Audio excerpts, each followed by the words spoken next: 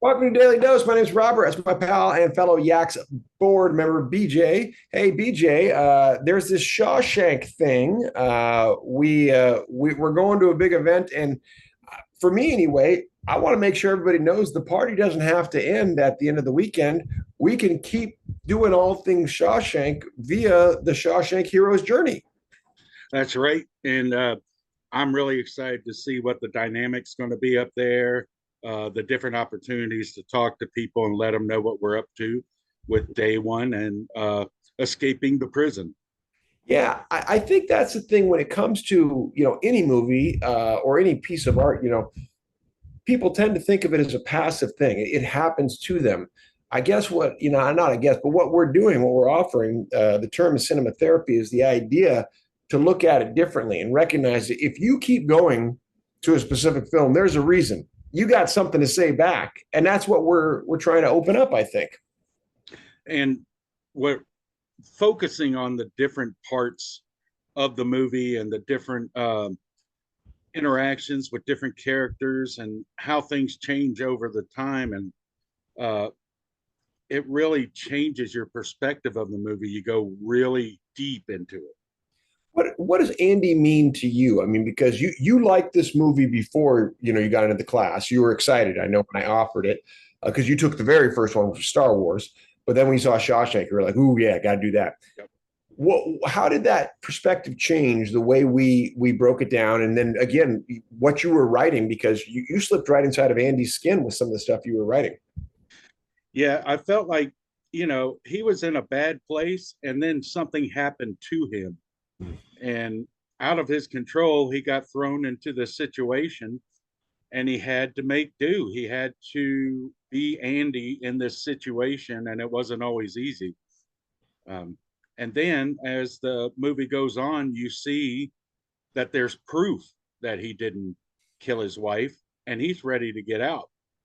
So the dynamic of that, and by going through the cinema therapy, you really understand the dynamics of how these change over the course of the movie, but then you can also equate it to things that you're personally going through.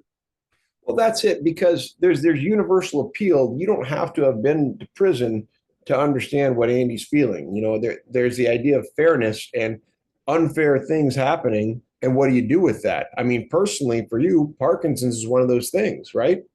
Right. So, I'm working my job at a chemical plant. I'm 18 years in, and all of a sudden, I start having symptoms. I find out I have Parkinson's, and my whole world is just turned upside down. And so, how do you live? How do you keep going? What do you do now? That's really what I've been living through the past 10 years. And you find there's a common thread or a common means of moving through such a dilemma. And it's showcased in different movies and it's very well done in Shawshank. Yeah, I agree, because you're right. Not everybody in Shawshank does choose to keep living. Brooks is the dark mentor, right? We get to see tragically, he can't handle it. I mean, he can't handle the idea of what seemingly they'd all want, freedom. And that just, that goes to show you that nothing in life, and I think it's easy for us to look at the other guy all the time and go, oh, they've got it easy. If I only had this, it's like, hey, man, we've all got our stuff. Right. And also being 18 years into a job, I felt institutionalized in a way because I was doing the same thing day in, day out, making the same long drive to work, eating the same food. It was almost like a prison that I put myself on purpose and in order to get those things you spoke about. A lot of people can relate to that. The idea of hell being a series of repetition without any sort of, I guess, what we'd attribute life being, the randomness, the beauty, the art, the connections, the things that make life worth living. And, Andy finds beauty inside of terrible situations when he, you know, puts on Mozart for not just himself, but everybody to listen, right? He Right. breaks down walls. Yes, he shows everybody uh, what they're missing in a way, and when you've been there for so long, you forget you're even missing something.